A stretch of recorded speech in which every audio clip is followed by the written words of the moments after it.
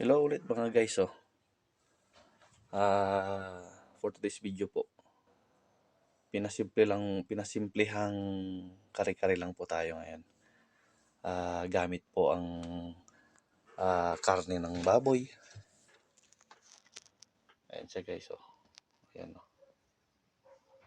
karne ng baboy. Ayan siya guys. Tapos talong. Tsaka native na pechay. Ayan na guys, binabad na po natin sa tubig para maalis yung excess na mga lupa-lupa. Siyempre, gamitin po natin yan guys. Ayan pang kare-kare. Ayan nga mga guys.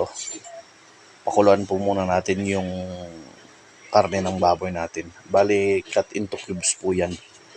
Siyempre, para po lumambot siya. Ayan. Ayan na guys. Kumukulo na po yan guys. Antay lang nating lumambot yung karne. Ayan, bago natin siya igisa. Ayan mga guys, medyo nagba-brown na yung baboy natin, kaya pwede na ilagay yung sibuyas at yung bawang. Ayan na guys, nilagay na natin yung sibuyas at bawang. Ngayon imimix po natin yan. Ayan na siya mga guys, nagigisa na po siya sa may sibuyas at bawang.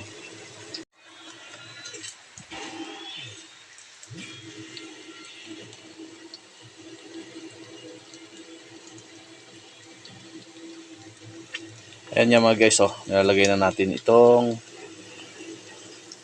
kare-kare mix natin. Yan.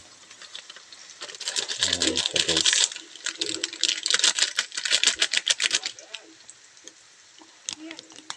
Siyempre, haluin natin yan guys. Lalagyan po natin ng konting tubig. Tapos, papakuluan po natin. Ayan na nga po siya mga guys. Kumukulo na yan.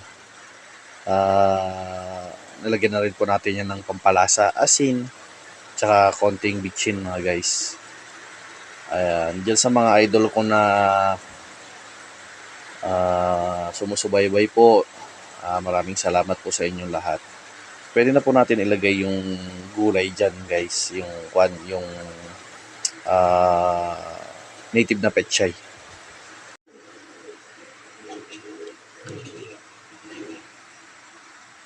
Ayan na nga mga guys, nilagay na natin yung pechay sabay sa pagkulo na yan guys. Okay.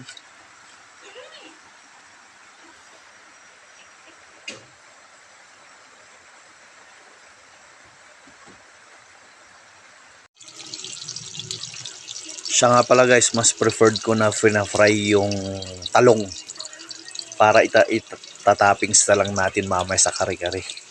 Ayan. Salamat po. Ayan na nga po mga guys. Tapos na po tayo nakapagluto ng kare-kare sa baboy. Ayan po.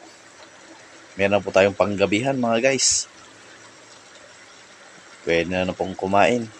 Sa lahat po palang hindi pa nakasubscribe sa ating YouTube channel at naka-follow po sa Facebook natin, pakisuportahan na lang po tayo. Maraming salamat po sa panonood mga guys.